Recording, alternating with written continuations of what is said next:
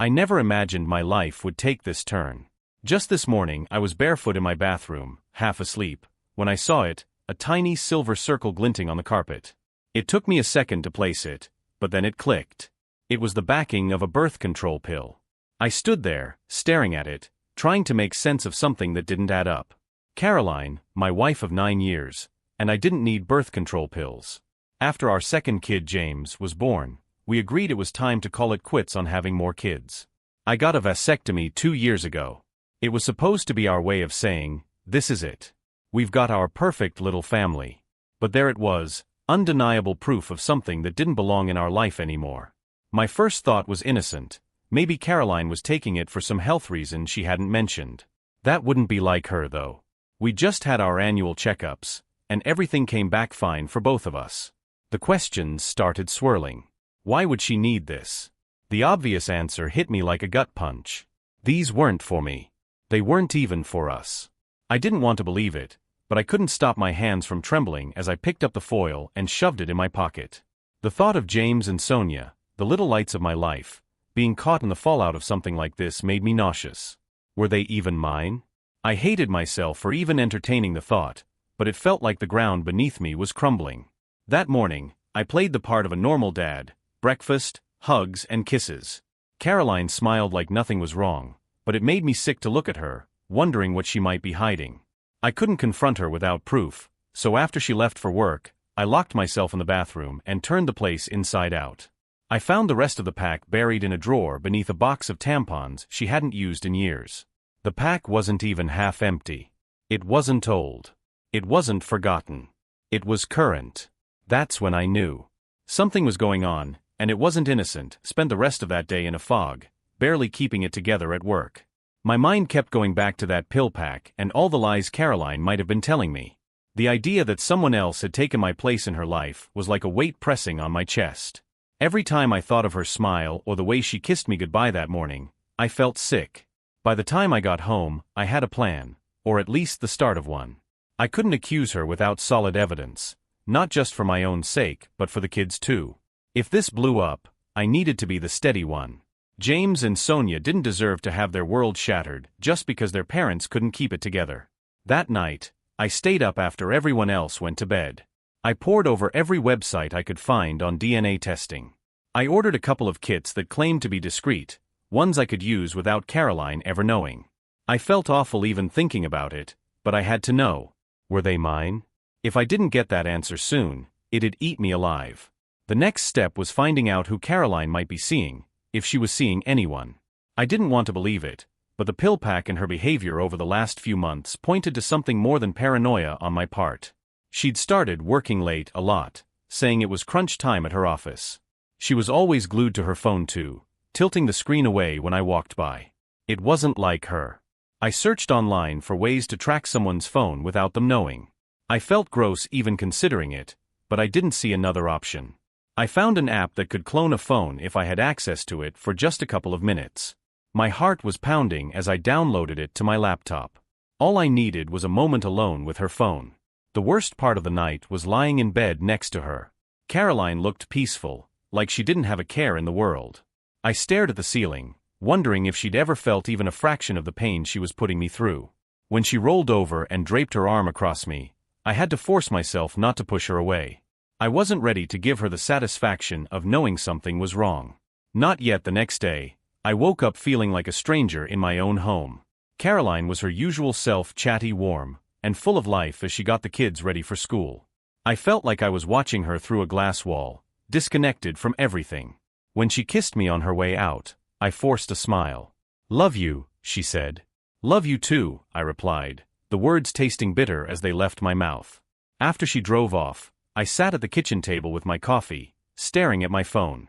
The pill pack, the late nights, the guarded phone, all of it felt like puzzle pieces that I couldn't quite fit together.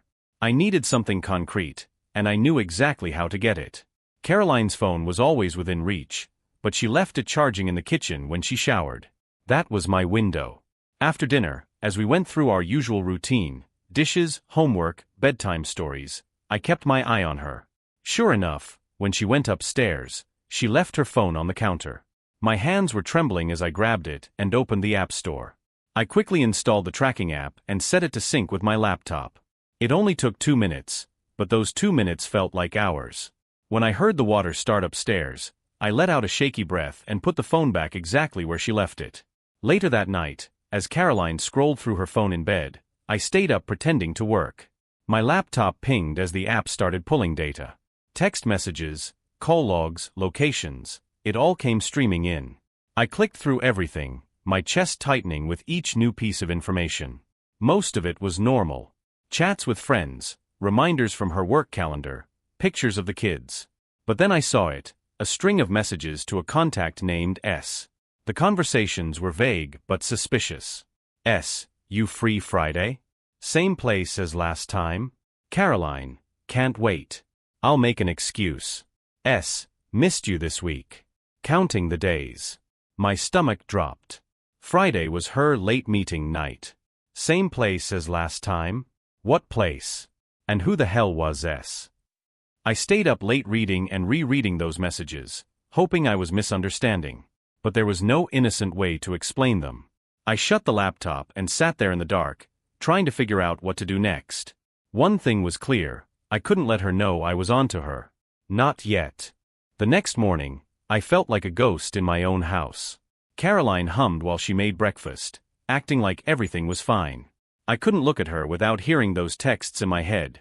Can't wait. I'll make an excuse. It took everything I had to keep up the facade for the kids. Dad, can we go to the park after school? James asked, his face lighting up with hope. Of course, buddy, I said, ruffling his hair. At least for them, I could keep pretending. After Caroline left for work, I went back to my laptop. I opened the tracking app and checked her recent locations. Most of it lined up with what she'd told me, her office, the grocery store, the kids' daycare. But then I saw a place I didn't recognize, a cafe on the other side of town. She'd been there twice in the past week, both times during her supposed late meetings. I looked up the cafe, and it wasn't just any cafe. It was a trendy little spot known for being quiet and intimate. My stomach churned as I pictured her sitting there with S, laughing, sharing stories, maybe more. That's when I decided to go there myself. If she was meeting someone, I needed to see it with my own eyes. Friday came faster than I expected. I spent the day at work, pretending to be fine while my mind raced with possibilities. Caroline texted me around noon, just like clockwork. Caroline, don't wait up for me tonight. Big meeting, might run late. I stared at the message for a long time before replying, okay, good luck. By 6:30, I was parked a block away from the cafe, my heart pounding as I watched the entrance. I felt like a stalker, but I didn't care. I had to know. A few minutes later, her car pulled up. She got out, wearing the same dress she'd worn to our anniversary dinner last year. I clenched the steering wheel so hard my knuckles turned white. She walked into the cafe, looking over her shoulder as if checking for someone. My gut told me to follow her inside, but I couldn't. Not yet. I needed to see who she was meeting. 15 minutes later, a man walked in. He was tall, dressed casually, with an air of confidence that made me instantly hate him. He greeted Caroline with a hug, too familiar to be just friends. My chest felt like it was caving in. I snapped a few pictures with my phone, my hand shaking so bad I almost dropped it. I wanted to storm in there, to demand answers, but I held back. I needed more than just anger, I needed the truth. I stayed in my car for the next hour, watching through the window as they talked and laughed. Whatever this was, it wasn't innocent. When Caroline finally left, she didn't head straight home. She took a detour, stopping at a nearby motel. My heart broke into a million pieces as I watched her walk inside with him. This wasn't just some harmless fling. This was a betrayal, plain and simple. By the time I got home that night, I felt like I'd aged 10 years. Caroline was already in bed when I walked in, pretending to be asleep. I stood in the doorway, watching her for a moment, trying to reconcile the woman I loved with the one I'd just seen walk into a motel with another man. I didn't sleep. Instead, I sat in the living room, staring at the pictures on my phone. Her smile, his arm casually brushing hers, it was all there. I thought about James and Sonia upstairs, peacefully unaware of the storm brewing beneath their roof. For their sake, I had to keep my head clear. The next morning, Caroline was her usual bubbly self, asking about my plans for the day. I could barely meet her eyes. Just the usual, I said, forcing a smile. Might take the kids to the park later. Great. I've got errands to run, so I'll probably be out most of the afternoon, she replied, completely unfazed. Her lies were like nails on a chalkboard. Still, I nodded and let her go, playing the role of the clueless husband. While she was gone, I started organizing my evidence. The texts, the location data, the pictures from the cafe and motel, it was all there, a damning collection that left no room for doubt. I even printed copies, not knowing if I'd need them for something more serious down the line. I wasn't ready to confront her yet. First, I needed to confirm the truth about James and Sonia. That evening, while the kids were distracted with cartoons, I quietly swabbed their cheeks and packaged the samples for the DNA test kit I'd ordered. I felt like the world's worst father, sneaking around behind their backs like this, but I couldn't live with the uncertainty. By Sunday night, the weight of everything was crushing me. I couldn't eat, couldn't focus, couldn't even fake a smile for the kids. Caroline noticed, of course. "You okay?" she asked as we cleaned up after dinner. "You've seemed a little off lately." I hesitated, keeping my back to her as I scrubbed a plate. "Just tired. Work's been a lot." She came up behind me, wrapping her arms around my waist. The gesture that used to bring me comfort now made my skin crawl. I forced a small laugh and patted her hand. "I'm fine." Her hold tightened briefly before she let go. "Okay. Just let me know if you need to talk." The hypocrisy in her voice was unbearable. I nodded, keeping my gaze on the sink. Inside, I was screaming. That night, as she slept beside me, I stared at the ceiling, cycling through anger, hurt, and betrayal. I wanted to shake her awake and demand answers, but I knew I couldn't. Not yet. The DNA results were still a week away. Until then, I had to play my part. No matter how much it hurt, the next week was a slow crawl through hell. Every time Caroline spoke to me, her voice was another reminder of the lies she'd been spinning. I smiled when I had to, laughed when it seemed appropriate, and played the part of a doting husband and father. Inside, I felt like a dam about to burst. On Wednesday, while I was at work, my phone buzzed with a notification from the tracking app. Caroline's location popped up. She was at the same cafe again. I clenched my jaw, fighting the urge to leave my desk and drive straight there. Instead, I pulled up the live feed from her messages on my laptop. She was texting S. Can't wait to see you again. Friday? Caroline, your trouble. But yes, same place. I closed the laptop, my hands trembling. Friday. It was always Friday. The routine, the lies, it was all so calculated. By the time Friday rolled around, I was barely holding it together. I made sure the kids were settled with dinner and a movie before Caroline started getting ready. She breezed into the living room in another dress that was far too elegant for work. My stomach churned. "Big night?" I asked, keeping my tone casual. "Just another meeting," she said, grabbing her purse. "Don't wait up." She leaned down to kiss me on the cheek, and for the first time, I didn't reciprocate. She paused, her brow furrowing slightly, but then brushed it off and walked out the door. The moment she was gone, I grabbed my keys and followed. I parked near the cafe again, heart pounding as I waited. Sure enough, her car was already there. A few minutes later, S arrived. This time, I didn't stay in the car. I needed to hear them. I needed to see it up close. I slipped into the cafe, keeping my distance as I grabbed a table near the back. Caroline and S were in the corner, laughing softly. I couldn't hear their words, but their body language said everything. Her hand rested on his, and the way they leaned into each other was far too intimate. I snapped a few more pictures, my heart hammering as I fought the urge to confront them right then and there. Instead, I slipped back outside and waited. I already knew where this was headed. Just like last time, they left the cafe together and drove to the motel. I followed, parking discreetly as they disappeared inside. My mind was racing, caught between wanting to storm in and knowing I couldn't. Not yet. Instead, I sat in the car, gripping the steering wheel until my knuckles turned white. The betrayal was like a knife twisting in my chest, but I had to stay focused. If I acted impulsively, I'd lose any chance of resolving this on my terms. After an hour, they came back out. Caroline's hair was slightly tousled, her makeup smudged.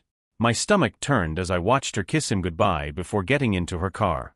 When I got home, she was already in bed, pretending to be asleep. I stood in the doorway, staring at her. The woman I thought I knew, the life I thought we'd built, it was all a lie. But the time for pretending was coming to an end. The DNA results were due any day now, and once I had them, the facade would shatter. Monday came with a pit in my stomach that didn't go away. The DNA testing company had sent an email saying the results were ready. I waited until I was alone at lunch, locked in my car, before opening the email. My heart raced as I scrolled past the generic pleasantries to the section that mattered most. Probability of paternity for James Miller, 99.99%. Relief flooded me, and I let out a shaky breath. My son was mine. My James. I scrolled to the second page for Sonia. Probability of paternity for Sonia Miller, 99.99%. The tension in my chest eased. At least they were my children. That was one small certainty in a storm of chaos. They weren't just another part of Caroline's betrayal. My love for them was untouched, pure. I'd protect them no matter what. By the time I got home that evening, I felt more grounded. My focus shifted from finding answers to planning my next move. Caroline came home late again, her meeting, excuse starting to sound like nails on a chalkboard. She slid into bed beside me, her perfume faint but unfamiliar, probably picked up from S. I turned away, pretending to be asleep, but inside I was boiling. The next morning, over breakfast, Caroline was cheerful as ever. The kids were chattering about their day ahead, but I couldn't stop staring at her. How could she sit there, laughing and smiling, like she hadn't destroyed everything? Anything special on your agenda today? I asked casually, testing the waters. Just the usual, she replied, sipping her coffee. Work's been so busy lately. I nodded, biting back the urge to confront her. Not yet. There was still one more thing I needed, proof of her affair that she couldn't deny or talk her way out of. That night, while Caroline slept, I went back to my laptop. The tracking app showed her messages with Esk again. They were planning another meetup for Friday, the same routine. I dug deeper into her call logs and found a number that matched S contact. I searched the number online and finally got a name, Sam Porter. I didn't know him, but now I had a direction. With the DNA results in one hand and Sam's name in the other, I started forming a plan. The time for subtlety was over. This Friday, I wouldn't just follow her. I'd confront her. And I'd make sure she couldn't deny a single thing. The week crawled by as I prepared for Friday. I knew I couldn't confront Caroline without ironclad proof, something so undeniable that even her smooth lies couldn't cover it. The pictures, the tracking logs, and the DNA results were enough for me, but I needed something more. Something she couldn't spin. I called in a favor from an old friend, Paul, who worked in private investigations. We weren't close, but he owed me from years back, and I trusted him to be discreet. I told him I suspected Caroline of meeting someone at a motel, leaving out the emotional details. You want photos or video? Paul asked. Both, I said, my voice tight. I need this locked down. He agreed to follow Caroline Friday night. You sure you want to go through with this, Ethan? He asked before we hung up. This kind of thing can blow up big. It's already blown up, I replied. Friday evening, I was calm on the surface, but inside, I felt like a bomb ready to go off. Caroline played her usual role perfectly, telling me she had another late meeting. She kissed the kids goodbye, waved at me, and drove off. I followed at a safe distance, my heart pounding. She went straight to the cafe, just as I'd expected. Paul was already stationed nearby, ready to follow them when they left. I stayed back, parked far enough away that Caroline wouldn't notice me if she glanced out the window. An hour later, she and Sam left the cafe together. I clenched my fists as I watched them laugh and lean into each other, heading toward the parking lot. Paul tailed them as they drove to the motel, keeping a safe distance. I followed too, parking a block away when they arrived. Paul texted me updates as the evening went on. They've checked in. I have photos of them at the front desk. Got a shot of them entering the room together. I stared at my phone, my chest tightening with every message. Part of me wanted to barge in right then, but I knew better. I had to wait. This wasn't just about catching them in the act, it was about making sure Caroline couldn't deny it later. When Paul texted me that they'd left the room after about an hour, I drove back home. My hands gripped the steering wheel so tightly my knuckles ached. I got there before Caroline, just as I planned, and settled into the living room, pretending to watch TV. She came in around midnight, her makeup slightly smudged and her hair out of place. She froze when she saw me sitting there. "You're up late," she said, trying to sound casual. "Couldn't sleep," I replied, keeping my tone neutral. "Long meeting." Her smile faltered for just a second before she nodded. "Yeah, pretty exhausting. I'm heading to bed." I watched her walk upstairs, every muscle in my body tense. The calm before the storm was almost unbearable.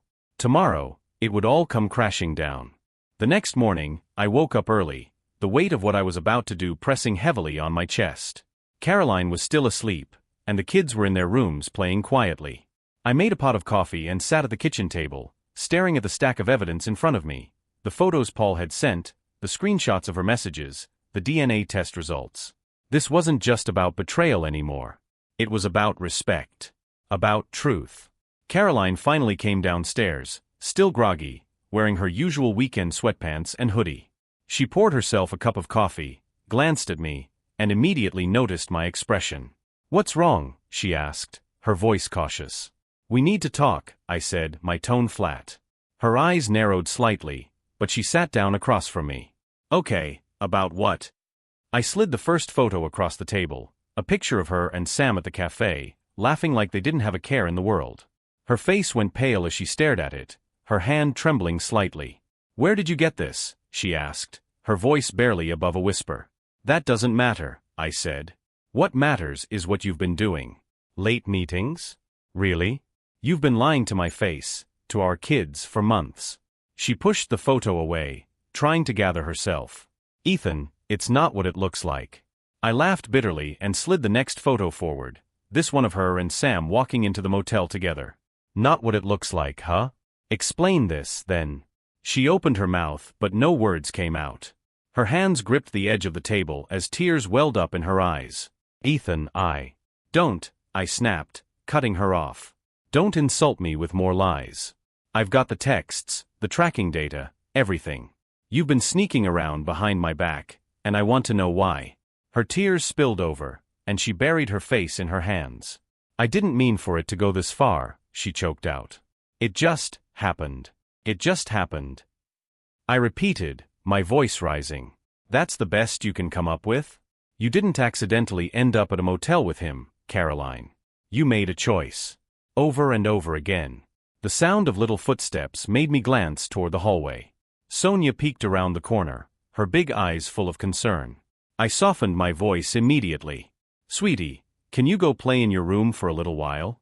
Mommy and Daddy are having a grown-up talk." She nodded slowly and disappeared back down the hall.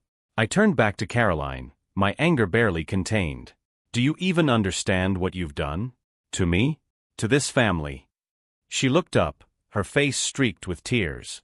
"I'm sorry," she whispered. "I don't know what else to say." "Sorry doesn't cut it," I said, my voice cold. "I trusted you. I loved you. And you threw it all away for what? For him." Her silence was deafening. "I deserve the truth," I said firmly. "Was this just a fling, or is it something more?" She hesitated, then finally said, "I don't know. It wasn't supposed to mean anything, but I don't know." I leaned back, the weight of her words crashing over me. "You don't know." I repeated. Unbelievable. The room was silent except for her quiet sobs. I wanted to scream, to throw something, to do anything to release the pressure building inside me. But instead I got up, gathered the evidence and said, "We're done here."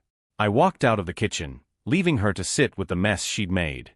Upstairs, I hugged my kids a little tighter, vowing to protect them from the fallout of this disaster. The confrontation was over, but the war was just beginning. The house was eerily quiet after the confrontation.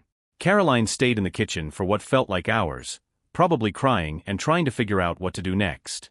I didn't care. My focus was on James and Sonia. They didn't deserve to have their world shaken, not like this. I spent the rest of the morning playing with them in the backyard. Their laughter was a small balm to the storm raging inside me. But I knew I couldn't avoid Caroline forever. There were things we needed to address, no matter how much I hated the idea of talking to her again. That afternoon, I found her sitting on the couch, her eyes red and swollen from crying. She looked up as I walked in, but I didn't sit down. I couldn't bring myself to. "Ethan," she started, her voice trembling. "I know you're angry, and you have every right to be. But can we talk? Please." I crossed my arms, keeping my tone steady. "Talk about what? The affair you've been lying about for months? The fact that you've been sneaking around behind my back? Or how you've betrayed not just me but our kids?" She flinched, but I didn't let up. I wasn't interested in sugarcoating anything. "I need to understand," I said. "How long has this been going on? When did it start?" She took a deep breath, her hands fidgeting in her lap. "It started a few months ago," she admitted. "I met Sam at a work event. He was attentive. He made me feel," she paused, struggling to find the words. "He made me feel special, like I mattered. And I didn't." I shot back, my voice sharp. "After everything we've built, everything we've been through, you didn't feel like you mattered?" She shook her head. "It's not that, Ethan. I don't know. It's complicated." "Complicated," I repeated bitterly. "It's not complicated, Caroline. You chose him. You chose to betray me, betray our family. That's as simple as it gets." Tears streamed down her face, but I didn't feel any sympathy. She had brought this on herself. "Do you love him?" I asked, the question hanging heavy in the air. She hesitated, her lips trembling. "I don't know," she finally said. "I didn't mean for it to get this far." Her words were like a knife to the chest. I let out a hollow laugh, shaking my head. "You don't know. That's your answer for everything, isn't it?" I walked away before she could say anything else. I went to the garage, needing space to breathe. My mind was a whirlwind of emotions: anger, sadness, betrayal. Part of me wanted to kick her out right then and there, but the kids complicated everything. I had to think long-term, not just about myself but about James and Sonia. They needed stability, and I couldn't risk making a rash decision that would uproot their lives. But one thing was clear: nothing about our marriage could ever go back to the way it was. Caroline had shattered the foundation of our family, and I wasn't sure it could be rebuilt. The day after our confrontation, I woke up early, determined to start taking control of the situation. Caroline's betrayal had thrown our lives into chaos, but I wasn't about to let her call the shots anymore. I spent the morning writing a list of everything I needed to address: logistics, legalities, and most importantly, the kids. By the time Caroline came downstairs, I had a clear plan in mind. "We need to talk," I said as she poured herself a cup of coffee. Her eyes flicked up to meet mine, cautious but resigned. "Okay." I gestured to the dining table. "Sit."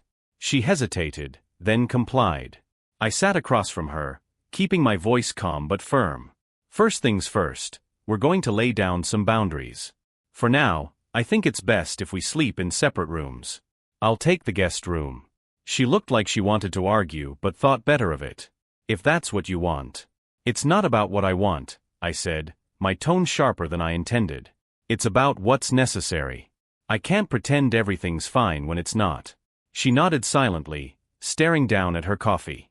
"Next, I need to know where we stand with Sam," I continued. "Is it over?" "Yes," she said quickly, her voice trembling. "I ended it. I told him it's done." I studied her, searching for any sign she might be lying. "And I need your word that there won't be any more contact. No texts, no calls, nothing." "You have my word," she said softly, her eyes filled with tears. "I'll do whatever it takes to fix this." I scoffed, unable to hold back my bitterness. "Fix this? Caroline, this isn't something you can just fix. You broke something that might not be reparable." After setting the immediate boundaries, I told her we'd need to figure out a plan for the kids. "They can't know what's going on yet," I said. "Not until we've figured out what's next. For now, we keep things as normal as possible." She nodded again, wiping at her eyes. "I agree. They don't deserve this." Her agreement felt hollow, but at least we were on the same page about the kids. For now, that was enough. That night, I moved my things to the guest room. As I unpacked my clothes into the tiny closet, I felt a strange mix of relief and sadness. This was the first real step toward a separation, physical, emotional, and otherwise. But it was necessary. I couldn't share a bed with her anymore, not after everything. I didn't say goodnight to her, and she didn't try to say it to me. For the first time in years, the house felt like it belonged to two strangers instead of a family. Lying in the guest bed, staring at the ceiling, I made a silent vow to myself. No matter what happened next, I'd prioritize my kids. They were the only thing worth fighting for now. The following days felt like walking through a minefield. Caroline tiptoed around me, trying to find small ways to regain my trust, offering to cook dinner, taking on extra chores, suggesting we talk when the kids were asleep. But her efforts felt forced, and I couldn't bring myself to accept them. Every time I looked at her, I saw the lies, the motel, and Sam. One night, after the kids were in bed, she knocked softly on the guest room door. I debated ignoring her, but I needed answers. I opened the door and crossed my arms. "What do you want, Caroline?" She stepped inside hesitantly, clutching a tissue in her hand. "I know you're angry, and you have every right to be. But I feel like we're just avoiding this, and I need to tell you everything." "Then tell me," I said, my voice cold. "No excuses. No sugarcoating. Just the truth." She sat down on the edge of the bed, her head bowed. "It started 4 months ago," she began. "I met Sam at a networking event for work. He was charming, confident. And I felt like he saw me in a way I hadn't felt in years." I clenched my fists, fighting the urge to interrupt. "Go on." "At first, it was just talking," she continued. "We'd grab coffee after work, nothing serious. But it didn't stay that way. He started flirting, and I didn't shut it down. I should have. I know that now." "And the motel?" I asked, my tone sharp. Her voice cracked. "That happened later. About a month ago, things escalated. We met after one of our coffee dates, and I let it happen. I wasn't thinking, Ethan. I wasn't thinking about you, or the kids, or anything else." I laughed bitterly. "You weren't thinking? That's your excuse? What about the second time? The third? Don't tell me you weren't thinking then." Her tears spilled over as she shook her head. "It wasn't like that. It wasn't some long drawn-out affair. It happened twice, and after the second time, I realized what I was doing. I ended it. I told him I couldn't do this anymore." "Twice," I repeated, my voice dripping with disbelief. "You think that makes it better? You think that changes anything?" She looked at me, her eyes pleading. "It doesn't change what I did, I know that. But I ended it, Ethan. I swear it's over." I stared at her, my heart a tangle of anger, pain, and betrayal. "Why, Caroline? Why did you do this? Was I not enough? Was our life not enough?" Her shoulders shook as she cried. "You were enough. Our life was enough. I don't even know why I did it. I was stupid, selfish, and I thought. I don't know what I thought. I just felt so lost." "Lost?" I snapped. "You felt lost, so you destroyed everything we built? You betrayed me, our kids, for what? A few hours with him." "I don't expect you to understand," she said quietly. "I don't expect you to forgive me. But I love you, Ethan. I love our family. And I'll do whatever it takes to fix this, if you'll let me." Her words hit me like a wave, but I didn't know if I could believe her. Love? Was this what love looked like? If it was, I wasn't sure I wanted it anymore. The next day, I called Paul to thank him for his help and let him know I wouldn't need him for anything else. "For now," I added. He chuckled, but there was a sadness in his voice when he said, "I hope things work out, Ethan. You deserve better." His words stuck with me as I started making calls to lawyers. I didn't want to jump straight to divorce without understanding my options. I needed to protect the kids and myself before making any decisions. The first lawyer I spoke to was a straight shooter. "Infidelity complicates things, but it doesn't always play a huge role in custody or division of assets unless it directly affects the children," she explained. "The best thing you can do is document everything and focus on what's best for your kids." Her advice was practical, but it felt cold. This wasn't just about custody or finances. It was about the life I'd built being torn apart. Still, I took her advice to heart. I started gathering more documentation, financial records, text messages, anything that might prove useful if this went to court. That evening, after I put the kids to bed, Caroline came into the kitchen. "Can we talk?" she asked. I sighed, not wanting another round of emotional back and forth. But her expression was different this time, serious, almost desperate. "What now?" I asked, keeping my tone neutral. "There's something else," she said, her voice trembling. "Something I should have told you sooner." My stomach dropped. "What is it?" Her hands fidgeted with the edge of her sweater as she avoided my gaze. After I ended things with Sam, he didn't take it well. He started showing up at my office, sending me messages, trying to get me to see him again. "And you didn't think to tell me this?" I said, my voice rising. "I was scared," she admitted. "I thought if I ignored him, he'd go away. But he hasn't. He's been persistent, and I think he might try to contact you." My blood ran cold. This wasn't just about her betrayal anymore. If Sam was unhinged enough to harass her, what was stopping him from dragging me or the kids into this mess? I stared at her, my anger boiling over. "You didn't just betray me, you brought this chaos into our family. And now you expect me to clean it up." Her tears came again, but this time, I didn't feel any sympathy. "I'll handle it," I said firmly. "But if he so much as looks at our kids, there will be consequences." Caroline nodded, but I could see the fear in her eyes. For the first time, it felt like she truly understood the damage she'd caused that night. As I lay in the guest bed, I knew I couldn't ignore this anymore. The affair, the lies, the fallout, it was all building towards something I couldn't yet see. But one thing was clear, this wasn't just a marriage on the rocks. This was war. The next morning, I woke up feeling like the air in the house had changed, thicker, heavier, as if it could sense the tension between Caroline and me. She avoided me at breakfast, barely saying a word as she helped the kids get ready for school. I didn't push her. After her confession about Sam's persistence, I needed time to process what it all meant. After dropping James and Sonia at school, I decided to take a drive to clear my head. The question that kept circling back was, what's next? I didn't know if I could stay in this marriage, but the thought of splitting up and navigating custody battles made me sick. For all her faults, Caroline was still their mother. And for all my anger, I didn't want my kids growing up in a broken home. But wasn't it already broken? That afternoon, while working from home, I got a call from Caroline. Her voice was shaky. "Ethan, he came to my office today." "Sam." I stood up, my heart pounding. "What did he say?" "He wanted to talk. He said he missed me and didn't understand why I ended things so suddenly. I told him to leave, but he wouldn't. Security had to escort him out." The rage I'd been holding back bubbled to the surface. "Why the hell didn't you call me earlier? What if he doesn't stop? What if he shows up here?" "I didn't want to worry you," she said, her voice cracking. "I'm trying to handle this, Ethan." "Well, you're doing a terrible job," I snapped. "This isn't just about you anymore. It's about our kids. If he's unhinged enough to follow you to work, what's stopping him from showing up at our house?" There was silence on the other end. Then she whispered, "What do we do?" I laughed bitterly. "You made this mess. But I'll deal with him if I have to." That evening, I decided to address the situation head-on. I sat Caroline down at the kitchen table after the kids were asleep. "Here's what's going to happen," I said, my voice firm. She nodded, looking defeated. "First, you're going to block Sam on every platform.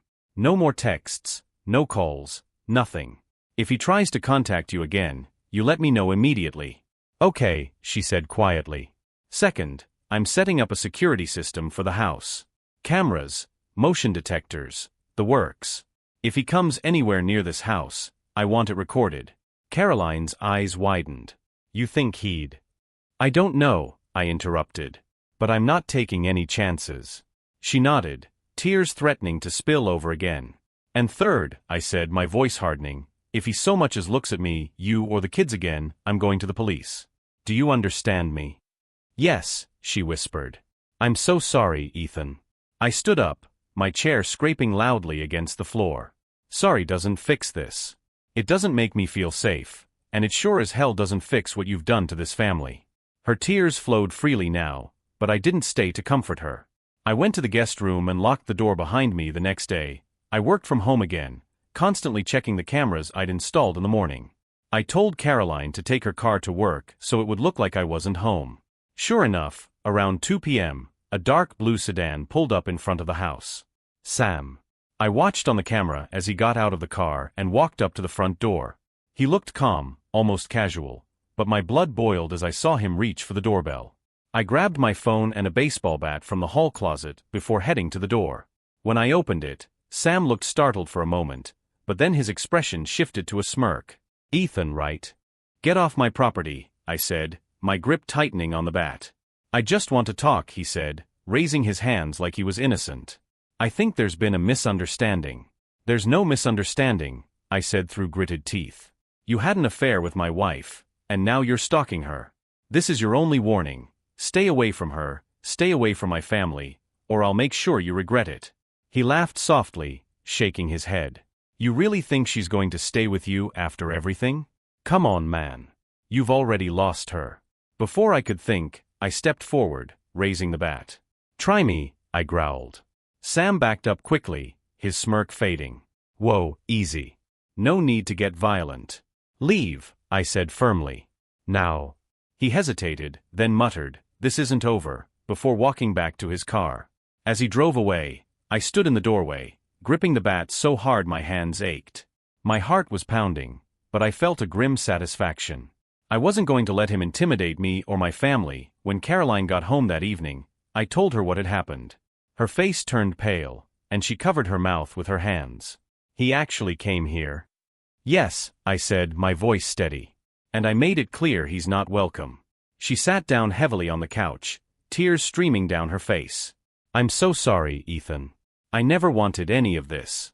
But it happened, I said. And now we're dealing with it. I'll handle Sam if I have to, but you need to step up. You can't hide from this anymore. She nodded, wiping her eyes. I'll do whatever it takes. Good, I said, turning toward the stairs. Because I'm not doing this alone. As I climbed the steps to check on the kids, I realized I wasn't sure what whatever it takes meant anymore. All I knew was that the storm wasn't over, not by a long shot. The next morning, Caroline was subdued, barely saying a word as she helped get the kids ready for school. She was on edge, probably expecting more fallout from Sam's visit. I wasn't in the mood to comfort her. She'd created this mess. She could deal with her guilt on her own. After she left for work, I called the local police station. I didn't file a report yet, but I wanted their advice on handling someone like Sam. The officer I spoke to suggested a no-contact order if Sam showed up again. Document everything, he said. It'll help if things escalate. Later that day, I checked the security footage again. No sign of Sam. It felt like a small win, but I didn't let my guard down. That evening, Caroline brought up the idea of couples counseling. Maybe it could help us rebuild, she said cautiously. I let the suggestion hang in the air before answering. We're not there yet, I said flatly. Right now, I'm focused on protecting the kids. That's my priority. She nodded, her shoulders slumping. I could tell she wanted to say more, but for once, she stayed quiet. It wasn't much, but for the first time in weeks, I felt like I was regaining some control. One step at a time, I told myself. One step at a time. A week passed without any sign of Sam. The cameras stayed quiet, and Caroline had stuck to her promise of cutting him off. For the first time in what felt like forever, the house had moments of normalcy, laughing kids, quiet dinners, and the occasional glimpse of peace. But beneath it all, the fracture in our marriage remained, unspoken but undeniable. One evening, after the kids were in bed, Caroline approached me in the guest room. She looked nervous, her hands fidgeting at her sides. Ethan, she began softly, I know I've destroyed your trust. I know I've hurt you in ways I can never take back. But I need to ask, is there any chance for us to rebuild? For the kids, if nothing else. Her voice cracked, and I saw the sincerity in her eyes. But sincerity wasn't enough. Not anymore. I don't know, I said honestly. What you did. It broke something I don't know how to fix. I'm not saying it's impossible, but I can't pretend everything's fine when it's not. She nodded, tears spilling down her cheeks. I'll wait, she whispered. I'll do whatever it takes, Ethan. For us. For the kids. That night, I lay awake, staring at the ceiling. Part of me wanted to believe her, to hold on to the hope that our family could survive this. But another part of me knew that even if we stayed together, things would never be the same. In the morning, I made my decision. At breakfast, I sat Caroline down while the kids were playing outside. We need to separate, I said firmly. Her face crumpled, but I held up a hand to stop her from interrupting. This doesn't mean it's over forever. But right now, I need space. Time to figure out what's next for me, for us, and for the kids. She nodded slowly, wiping her tears. I understand. We'll tell the kids together, I added. And we'll keep it simple. They don't need the details. That evening, we sat James and Sonia down.